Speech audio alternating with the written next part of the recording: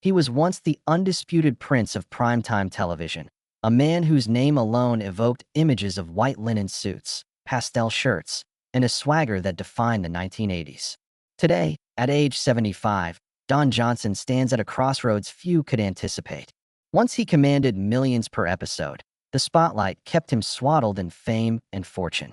Yet beneath that glossy veneer lay decisions, scandals, and addictions that would erode his empire. In this deep dive, we'll trace every turn in Don's story, from rags to riches, from Hollywood's glittering heights to a brush with near homelessness, and finally to a surprising Phoenix moment that proves survival can outshine glory. Brace yourself for contrasts sharper than any Miami sunset, because what you're about to hear will reshape everything you thought you knew about the man who invented cool. Rewind to the early 1980s. Television was desperately searching for its next big thing, and along came Miami Vice. It wasn't just a crime drama, it was a cultural explosion. At its center stood Detective Sonny Crockett, played by Don Johnson, whose effortless charisma and off-duty fashion choices birthed an era. Suddenly, pastel blazers and loafers with no socks weren't mere costume pieces. They were statements. And as Crockett raced through neon-soaked streets in a Ferrari Testarossa, audiences fell in love not just with crime stories, but with style itself. Ratings skyrocketed, and so did Don's bank account.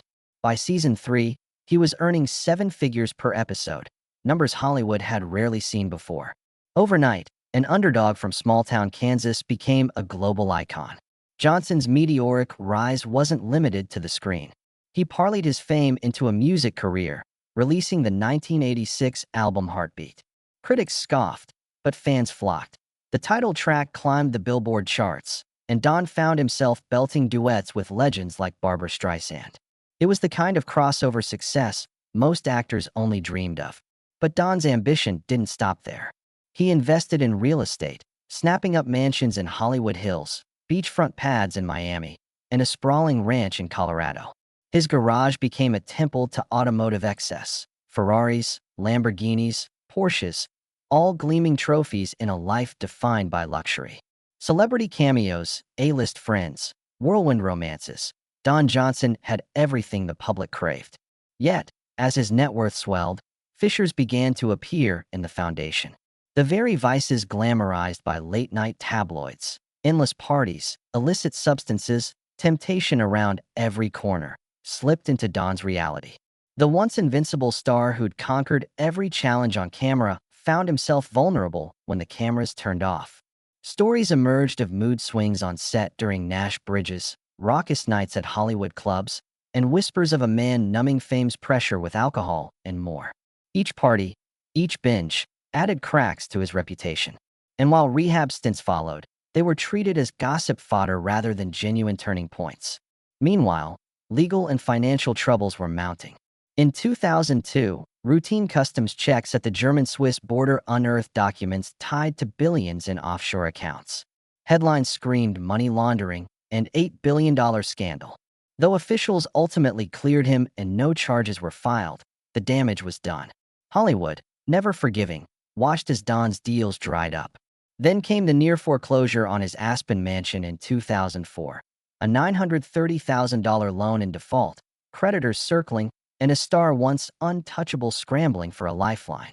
Rumors swirled of secret investors, rushed asset sales, and last-minute bailouts by faceless benefactors.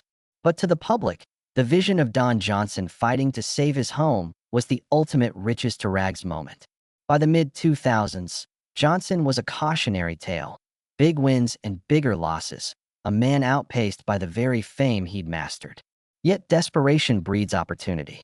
He sued Racier Entertainment and won $23.2 million in unpaid Nash Bridges profits, a victory that felt more like a lifeline than a triumph.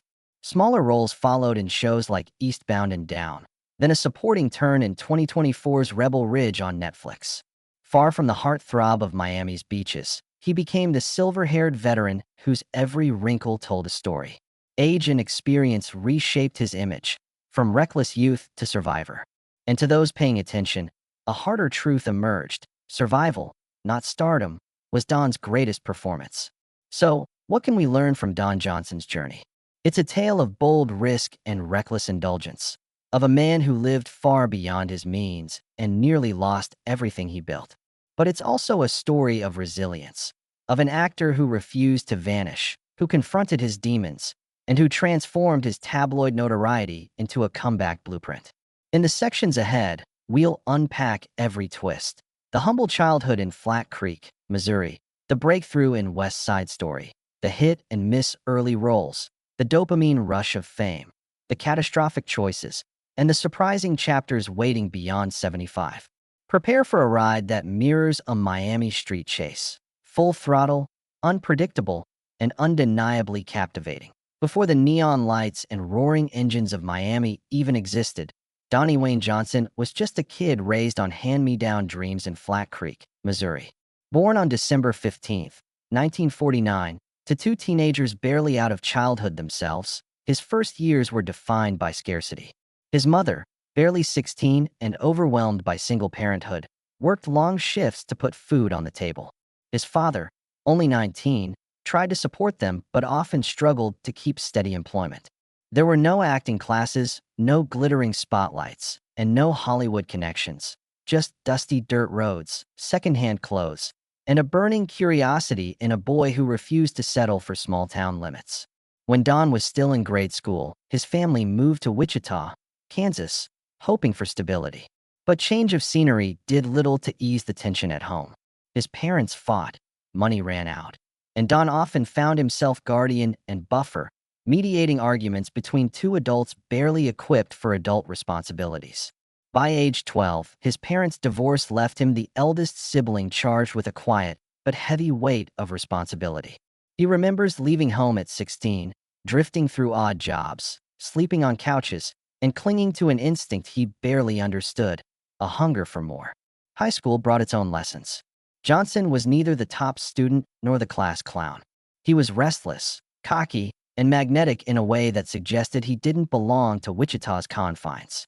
A chance encounter with theater came as a blessing and a lifeline. Needing extra credits to graduate, he enrolled in drama class. The first time he stepped on stage, he felt an electric tingle. The lights washed away his insecurities, and the audience's applause felt like water in a desert. His drama teacher, sensing raw talent and a desperate spark, cast him as Tony in West Side Story. At last, Don tasted what he truly wanted: attention, validation, and the power to transform. Determined to chase that feeling, Don applied to the University of Kansas on a partial scholarship. College was both refuge and rehearsal hall.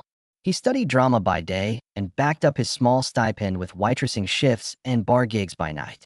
Even then, his focus was singular: do whatever it took to keep the dream alive. But after 2 years, he realized that brick-and-mortar institutions weren't enough to match his raw ambition. He dropped out and set his sights on the American Conservatory Theater in San Francisco, a revered incubator for serious actors. The audition tape he mailed across the country landed him a spot, and overnight he swapped Midwest winters for coastal fog and the promise of stagecraft. San Francisco years were transformative. He lived in a tiny, shared apartment above a creaky theater, surviving on ramen and rehearsal calls. He watched veteran actors respect the craft, witnessing precision and discipline he'd never seen before. He soaked up every lesson: dialect coaching, method exercises, stage combat drills, becoming a student and performer in equal measure. Despite constant rejections for film roles, his stage presence sharpened. Casting directors attending matinees began to notice the tall, charismatic newcomer with striking cheekbones and an undeniable swagger. By the late 1960s, Don booked a small but memorable part in a low-budget indie flick called A Boy and His Dog. The post-apocalyptic cult film introduced him to underground audiences and rebranded him as an actor who could carry off gritty roles as easily as he could smile for the camera. Hollywood still felt distant, but for Don, it became a chase worth every penny borrowed and every sleepless night pacing city sidewalks. Over the next decade, he bounced between off-Broadway shows and guest appearances on episodic television, each role teaching him resilience. Auditions rejected him. Networks overlooked his name. But with every no, his focus sharpened, his hustle deepened, and his self-belief grew stronger than his fears. Then came 1984, a year that would pivot his life forever. When Miami Vice producers called, they saw a weathered, fearless energy in Johnson, a Texan accent with a hint of smirk, eyes that flickered between danger and charm. Don landed the role of Sonny Crockett, and in a single callback, the small-town kid from Wichita became television's ultimate style antihero. But the echoes of rural hardship never left him. The hunger to prove himself, to outrun the fear of failure, fueled every breakneck highway chase and every pastel ensemble he slipped into. What happened next would rewrite both his career and pop culture forever. In the sections ahead, we'll dissect how that newfound icon status carried a hidden price tag, exploring the pressures that drove him into excess and laid the groundwork for the dramatic downfall. It'd be why the time production for Miami Vice ramped up in early 1984. Don Johnson was an unknown actor hungry for a breakthrough. When he auditioned for Sonny Crockett, casting directors immediately recognized something electrifying in his eyes, a combination of swagger, vulnerability, and raw magnetism. Within weeks, he was not just booked for the pilot, but being groomed as the face of a series that would redefine television. The show's creators crafted Crockett as a modern cowboy, tough yet stylish, a rule breaker who brought both grit and glamour to every episode. Don's performance captivated audiences, and before long, industry insiders were whispering about the next big star who had effortlessly commandeered every scene he touched. Network executives quickly upped his salary and arranged promotional tours coast to coast. Miami Vice exploded into a cultural phenomenon partly because it mirrored the excesses of the decade. Viewers tuned in not just for gripping police drama, but for the aesthetic: pastel blazers, rolled-up sleeves, colored socks banished, and Brooks Brothers meets neon graffiti. Crockett's white linen jacket became a symbol of effortless cool, while his sleek Ferrari Testarossa chase sequences redefined action on television. Don wasn't playing a character so much as embodying a lifestyle millions aspired to. His casual confidence and unpredictable charm made every line memorable. He could sell danger in a whispered threat or vulnerability with a single glance. Ratings soared, and the show's syndicated reruns ensured that Don's image would be broadcast around the world for decades. Every network from Europe to Asia clamored for broadcast rights, cementing Johnson's reputation as a global megastar. As Don's celebrity status skyrocketed, opportunities poured in from every direction. Between seasons, he recorded his debut album, Heartbeat, diving headfirst into pop rock territory despite critiques that he was an actor stepping out of his lane. Instead, the single soared to the top of the charts, proving his versatility and shattering critics' expectations.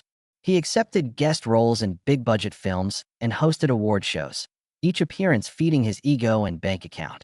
Savvy advisors steered him toward strategic investments in real estate: a sleek beachfront condo in Miami, a hilltop mansion in Hollywood, and a sprawling ranch outside Aspen. By the late 80s, Don's net worth hovered in the eight figures, and his garage became as much a museum as a parking lot, filled with Ferraris, Lamborghinis, and custom Porsches donated as symbols of his limitless ambition. Behind the scenes, Don's A-list network expanded every time tabloids caught him with Hollywood royalty. He was photographed leaving clubs arm in arm with Barbra Streisand, partying with Jack Nicholson, and mentoring a young Leonardo DiCaprio on film sets. His private life became gossip column gold. Headlines splashed across multiple marriage announcements, high-profile breakups, and brief flings that fed paparazzi lenses. But Don relished the attention, equating public intrigue with personal validation. He surrounded himself with glamorous company and dangerous temptations, a social circle where free-flowing champagne and celebrity excess blurred the lines between fun and fatal. Each late-night party reinforced his illusion of immortality, a belief that fame would always outpace any consequence. He collected expensive watches and designer suits in numbers that dwarfed his on-screen wardrobe, convinced that every splurge was a testament to his invincibility. Yet hidden beneath the adrenaline of high-speed chases and flashing cameras lurked personal demons. Johnson's off-camera life grew more erratic, mood swings sparked by exhaustion, impulsive decisions fueled by liquor, and late-night cravings for everything from cocaine to prescription painkillers. Insiders recall crew members whispering about canceled scenes when Don was too hungover or unavailable. Rumors swirled about rehab stints treated like secret side quests, stashed away from the spotlight until sober enough to perform.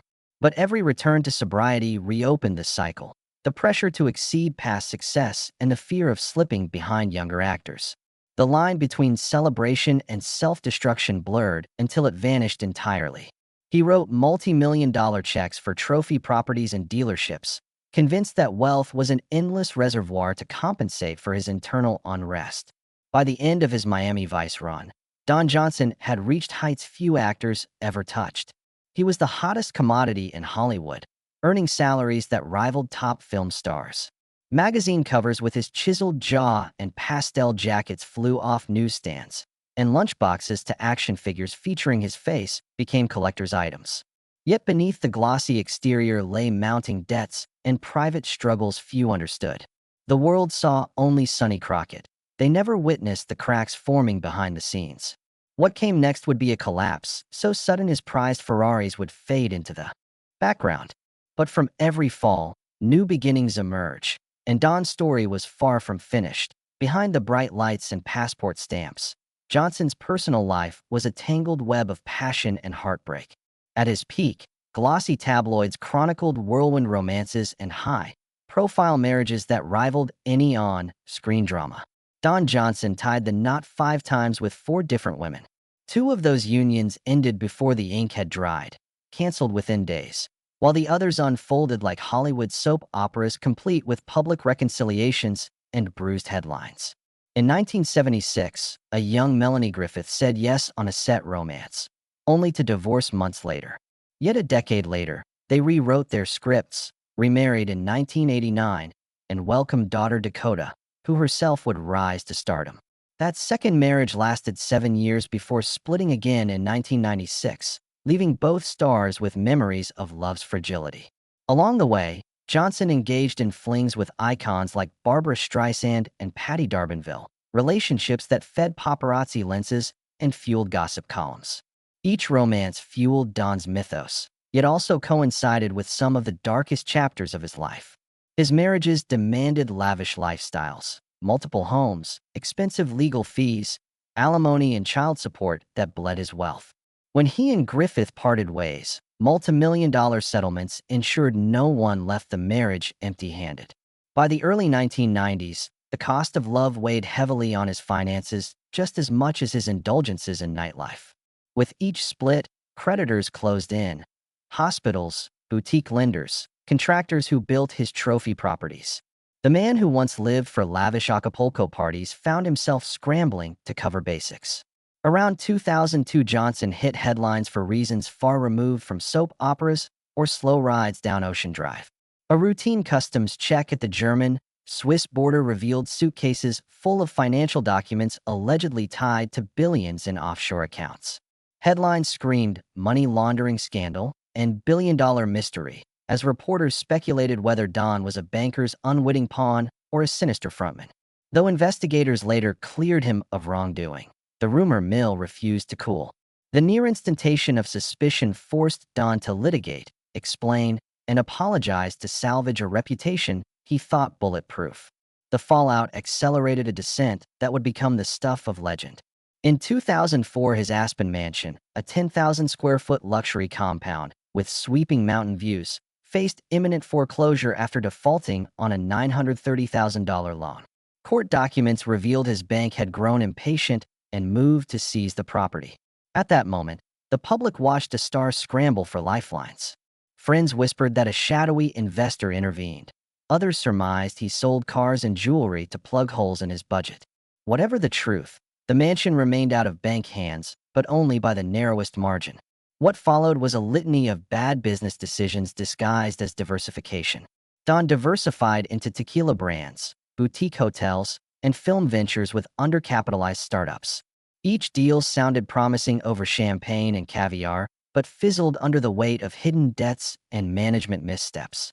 By 2007, his net worth had plummeted from 8 figures to something more modest, even precarious. Every month ushered fresh bills, and his days as a man who wrote blank checks for Aquazzura shoes were over. Instead, he faced phone calls from collectors and creditors who would not take later for an answer. In 2008, Johnson launched a legal counterattack. suing Racer Entertainment for more than $23 million in allegedly unpaid Nash Bridges profits.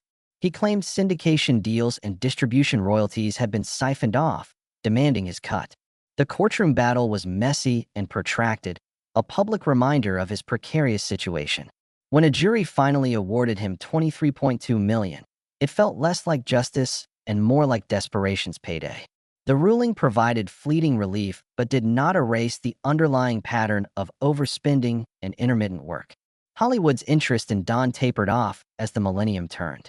Networks scouted younger talent, while streaming services rewrote the rules of fame. Don found himself auditioning for smaller roles in cable series, voiceover spots, and even reality shows. Offers dried up, and with them went the astronomical paydays. By his mid-60s, he was no longer a leading man, but a character actor known for veteran gravitas. Yet during this downturn, something unexpected happened. Hollywood began to romanticize resilience. Directors and producers saw in Don a symbol of survival, someone who could channel regret, wisdom, and vulnerability with the same charisma that once sold pastel suits. As he grappled with mounting debts and fading roles, Don's life swayed on the edge of a turning-back moment. With major properties on the line and reputation bruised by headlines, the man who once defined cool found himself racing against an uncertain clock, facing a void deeper line. Amid the tumult and mounting debts, a quieter transformation began to take root in Don Johnson's life. One that would redefine him not as a cautionary tale, but as a testament to persistence. After the narrow escape from foreclosure, he retreated from headline chasing and re-examined his priorities: family, health, and the craft that first ignited his passion. While the late 2000s featured fewer high-profile parts, they also marked the start of a steady rebuild. Guest appearances on cable dramas, voiceover work for animated features, and small but potent roles that reminded audiences of his innate charisma. Suddenly, the man who once relied on pastel blazers leaned into understated jackets and silver hair, earning respect as a versatile veteran rather than a fading heartthrob. One pivotal moment arrived in 2012 with a supporting turn in the cult series Eastbound and Down. Although brief, his portrayal of a grizzled mentor offered glimpses of the layers beneath his public persona, a man shaped by regret, humor, and hard-won resilience. Critics and fans alike praised his depth, sparking a wave of nostalgia-driven interest that opened doors in the indie film circuit. Instead of chasing blockbuster budgets, Johnson began seeking projects with meaningful scripts, stories that reflected redemption arcs rather than chase sequences. Filmmakers curious about the legacy actor found in him a collaborator eager to dive into roles that mirrored his personal evolution, from flawed icon to self-aware elder statesman. Then came 2022's Rebel Ridge, a Netflix original that surprised many. Cast as a mysterious ex-National Guard officer drawn into political intrigue, Don brought a nuanced intensity that audiences had forgotten he could deliver.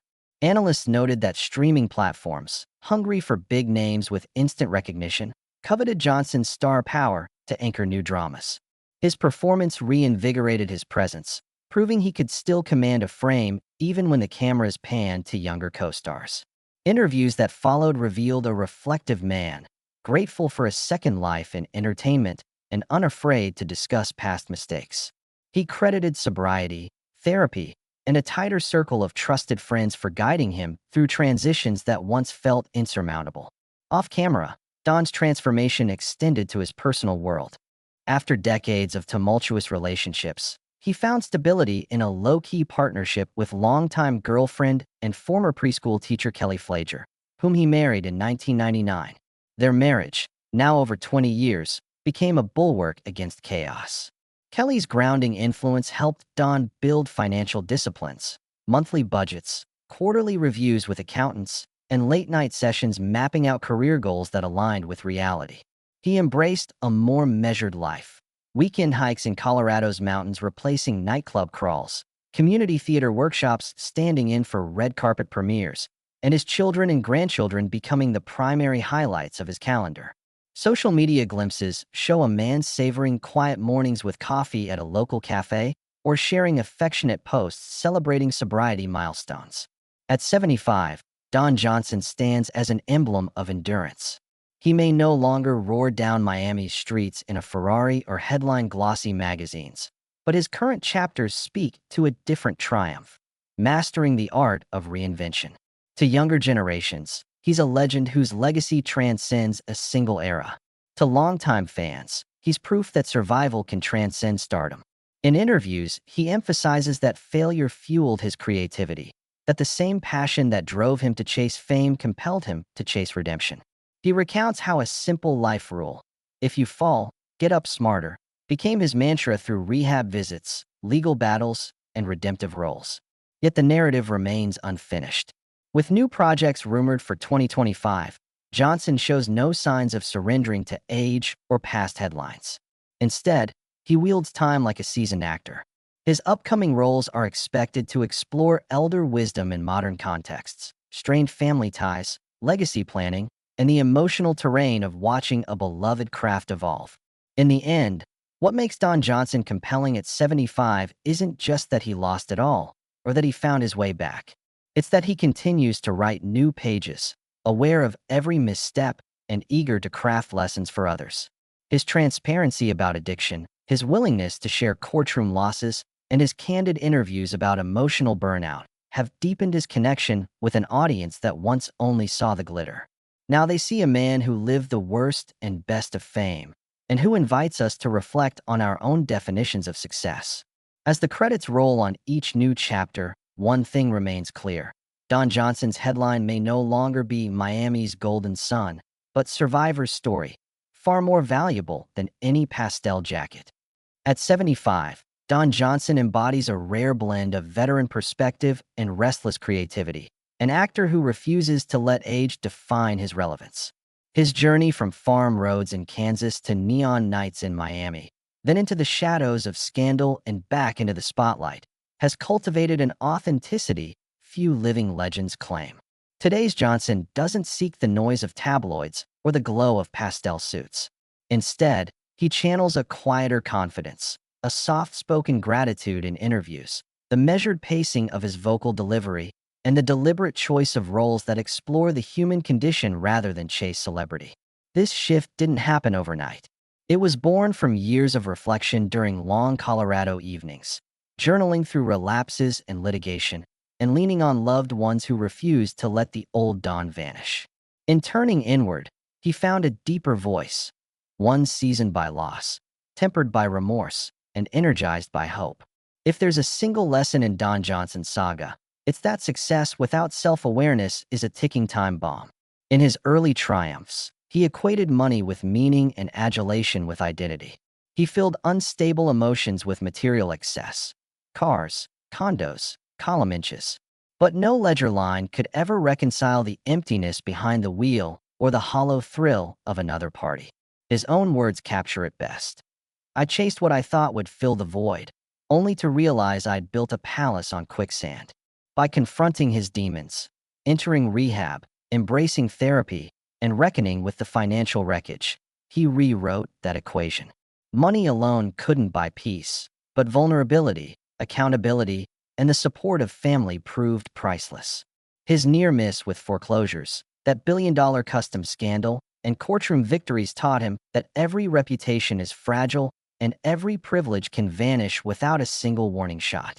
Culturally, Don Johnson's legacy will always be entwined with Miami Vice, an era when television dared to be cinematic and style spoke as loudly as dialogue. Crockett's white jacket and no-sock creed ignited wardrobes worldwide and translated into a broader acceptance of casual cool that still echoes in menswear today. Yet beyond that, Johnson's real imprint is the rise-fall resurgence, archetype he embodied long before social media made redemption arcs fashionable. In pioneering the idea that an A-list celebrity could endure public breakdowns, surface in character roles, and embrace second acts, he sketched a blueprint for stars facing the harsh glare of modern scrutiny. Streaming platforms now tap icons like him to lend gravitas to new series, viewing his journey as an asset rather than a liability. And every time his silver hair and steely gaze appear on screen, we're reminded that resilience carries its own kind of glamour. At the heart of Don's personal renaissance stands his family, the true constants in a career defined by change.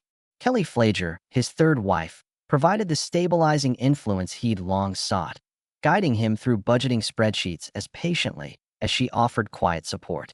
His children, Dakota, Jesse, and their siblings, have watched him transform public vulnerability into private strength. Reports from set describe him trading stories with younger castmates, mentoring emerging talents, and finding pride in watching his daughter's own rise. He speaks openly about wanting to model healthy behavior for grandchildren, choosing mindful parenting over endless photo ops. Those closest to him say he's more present now than he's ever been. Morning coffee with Kelly in the Aspen light, family dinners where phones are set aside, warm laughter replacing the roar of engines that once defined his soundtrack. Looking forward, Don Johnson's next chapters promise to expand on this lifetime of lessons. He's reportedly attached to several indie projects for 2025, films exploring themes of aging, reconciliation, and the fleeting nature of fame. A limited series drama co-written by Johnson himself is rumored to delve into a retired detective's moral crises, a role that would echo his own life's intersections of law, loyalty, and second chances. Beyond acting, he started consulting on scripts that treat flawed protagonists with compassion rather than caricature, striving to elevate stories that lean into redemption instead of sensationalism. He's also engaged in philanthropic efforts for addiction recovery programs, leveraging his own past to advocate for destigmatization and increased access to treatment, an investment far more enduring than any property portfolio. As the curtain rises on each new scene of Don Johnson's life, the narrative shifts from cautionary downfall to deliberate reinvention. His story reminds us that no amount of early triumph guarantees lifelong stability, but equally that no descent is final if met with humility and heart. In a culture obsessed with youth and uninterrupted success, Don's candid embrace of imperfection stands out as both countercultural and deeply human. When we watch him today, gray-haired, quietly confident, eyes still sharp with intelligence, we see someone who has weathered storms most of us only glimpse through headlines. And in that survival, he offers a map for any of us who've lost our bearings. So if you think you've seen the last act of Don Johnson, think again. His legacy isn't a closed book of 80s flash or sensational tabloid dramas. It's an ongoing odyssey reminding us that the richest narratives are those layered with redemption, growth, and unshakable resilience. As audiences, we're invited not only to witness the next chapters, but to find parallels in our own lives. Proof that, no matter the missteps, reinvention remains within reach.